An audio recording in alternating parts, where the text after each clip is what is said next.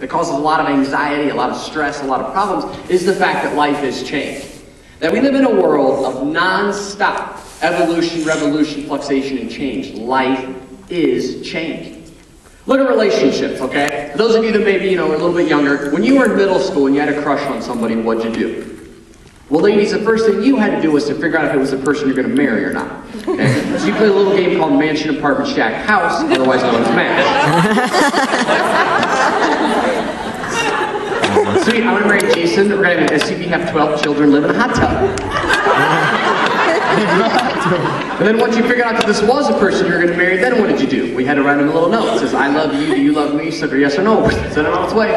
People, you get out of high school, you write a note to someone that says, I love you, do you love me? Sucker, yes or no? You send that thing out, the only thing you're going to get back is a restraining order. Why? Because relationships change, because life has changed, and the things we find attractive about people when we're younger change drastically as our relationships become much more based on thoughts, feelings, emotions. I guarantee you all, you have seen someone in the last few months, maybe 6 months, or less, that you looked at from across the room, and you were just like, yeah. And maybe you went up and talked to that person, and after 2 minutes of conversation, that yeah turns into a no.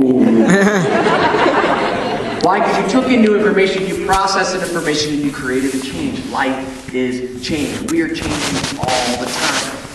Technology is a perfect example, okay? 15 years ago, if you said to someone, hey, I'm really sorry that I butt dialed you last night, they would be like, that's the most disgusting thing I've ever heard in my life.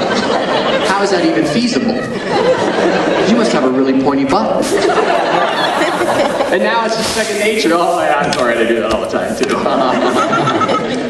Technology is the perfect, the first cell phones came out, they weighed like 19 pounds, and you had to carry your car battery with you at all times just to be able to call somebody 3 feet away.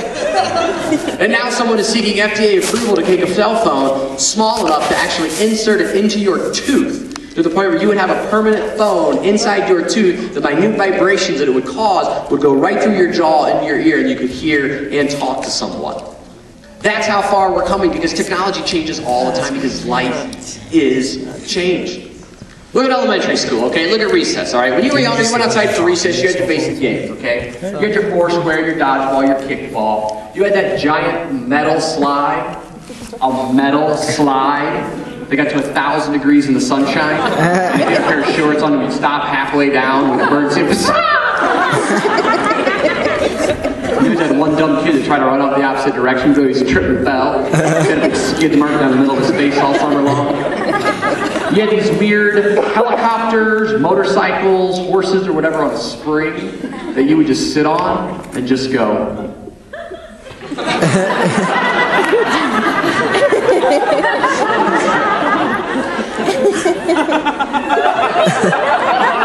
You're like, that was fun. You had my favorite, which was a teeter-totter. So you would be out there with your friend, teeter-totter, you're going up and down, up and down, up and down, up and down, up and down. And eventually you get bored. So you would just wait till you got all the way down to the ground, and your friend was all the way up in the air. Then you just jumped off real fast. That's how I roll. It's called gravity, bitch. I just sure Isaac Newton your ass. Someone would be like, who's Isaac Newton? Get off that bus.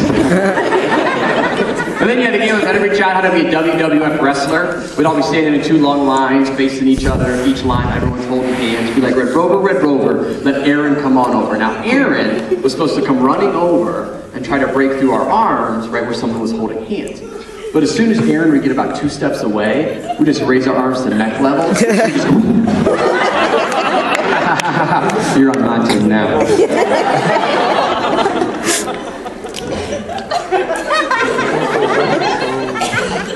And then you had, I don't know if you guys had this where you grew up, we had it in Ohio. I don't even know what it's called. We just call it the Wheel of Death. Because it was just a giant metal round disc just stuck to the top of a post.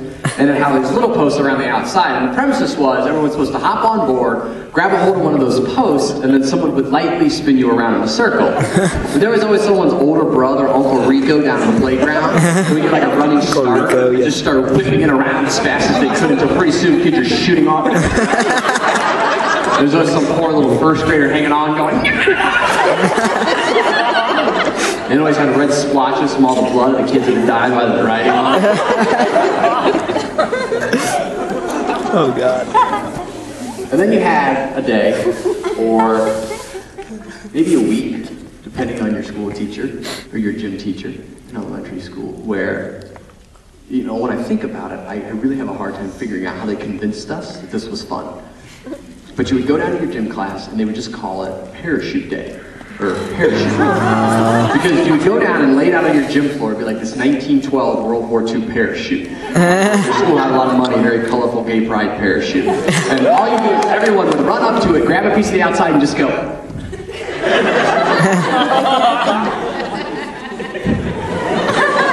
What? We can get inside?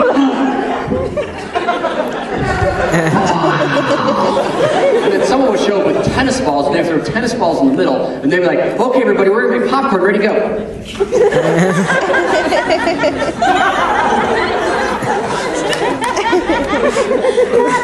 This is tiring.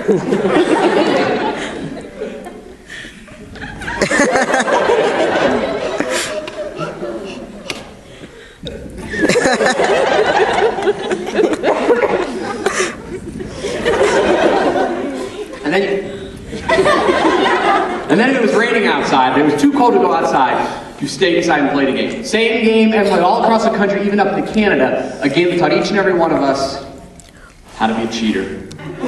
Name of the game? Heads Up, 7-Up. Oh, yeah. Now, if you never played or cannot recall, allow me to refresh your memory or explain it to you very quickly. Everyone sat in the room with their heads down, eyes closed. Your eyes are supposed to be closed. 7 individuals stood up front of the blackboard. They would each walk around the room, tap one person on the head. That person then raised his or her hand, put up their thumb, whatever, to acknowledge that they had been tapped. Those 7 individuals returned to the front of the room, and those that had been tapped are supposed to stand up and then figure out who tapped them on the head. People, you're in elementary school. Some days, you can't even tie your own shoes. But you're supposed to use modern psychology to deductively reason who tapped you on the head? I don't think so.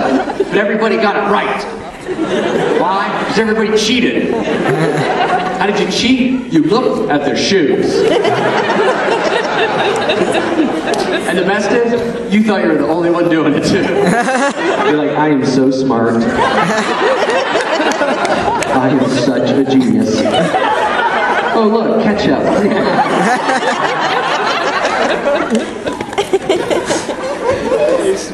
We don't play those games anymore, do we? Nah, new things take their place. You know, you're not going to be hanging out with your friends this weekend. Somebody's going to call you up on the phone, come over, knock you over, be like, hey, do you want to come over and play some Chutes and Ladders? Maybe some Candyland?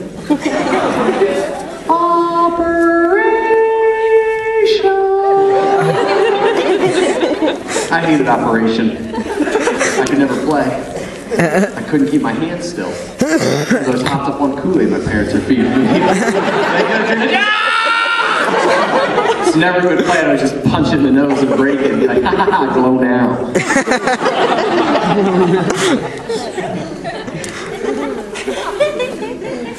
Now, new things take their place because we're constantly growing as individuals, you know. It's one of those things where those of you that are in school right now, you know, the average college has around 100 to 150 clubs and organizations you can join. Once you figure out what it is that you are passionate about, what you are interested in,